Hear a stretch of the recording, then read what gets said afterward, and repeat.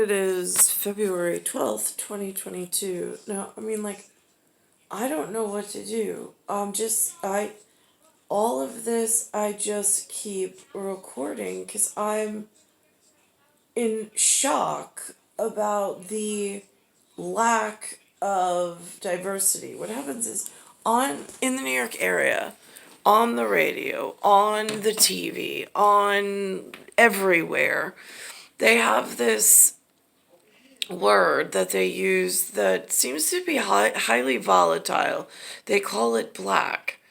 They seem to ascribe it only, for some reason, to describe a people that call themselves African American. But we're in North America.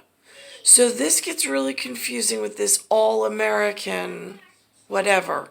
Because here I am sitting watching Eyewitness News. Now I've noticed that in my area at Bayside Station, Bayside, New York, in the fallout shelter, on the streets, like when the trucks come, I've noticed that the same portrayal here is the same portrayal I have in my local area. It was not always that way. But it seems, I mean, I heard for a while that there was supposed to be like something. At one point, it was there has to be diversity in the workplace.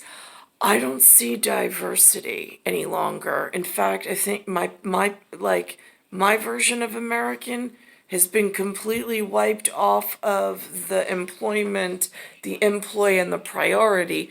It would appear by evidence of what their inside reporters taking video of the actual U.S. postal system and their workers. I don't know where in the country these particular U.S. postal workers work. However, in my local area, it seems to be pretty congruent. I have one mail carrier like myself, but there are several others that are not. So the ratios, again, are off. So this is what they have on the professional A bill that will give the U.S. Postal Service a major overhaul is moving forward in Washington. New York Congresswoman Carolyn Maloney stood alongside union leaders this afternoon to applaud the passage of her bipartisan Postal Service If you look at the employees, Act. one after the next after the next. Passed in the House this week and now moves to the Senate. If it passes there, it would address the Postal Service's financial condition and make a series of changes to save the agency $50 billion throughout the next decade. And let's be clear that this is not a Band-Aid. It is instead a transformational bill, one that will put the post office on strong financial footing for years to come and be ready to serve the next generation.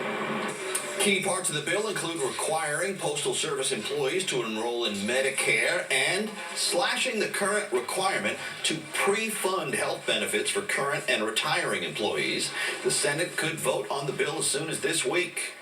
A dramatic fire escape coming. I have no idea what any of that means about pre-funding healthcare and so on and so forth.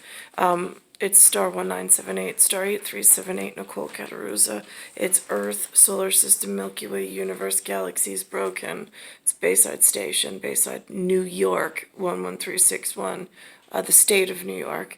And also the federal post office, the United States Post Office, was always a really great job, I heard. It was a career. It has a union.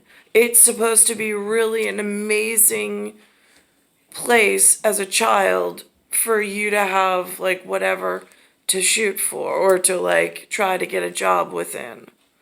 What I'm unclear about is why the picture of the post office is being painted in such a way that does not look like it's equal opportunity employment or that it is making an attempt at